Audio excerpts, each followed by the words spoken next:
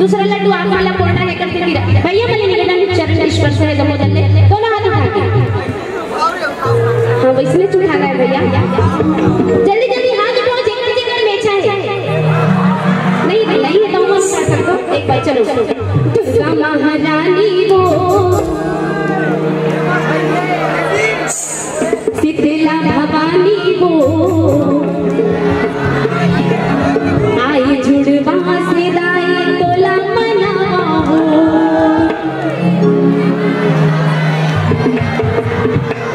अब हमारे पुण्य होगी हम सब कर बैठे नहीं, कोई बात नहीं, जमो जाना दोनों हाथ उठा के गाना है, दोनों हाथ। दुर्गा महारानी वो शीतला भवानी वो आई जुड़वा से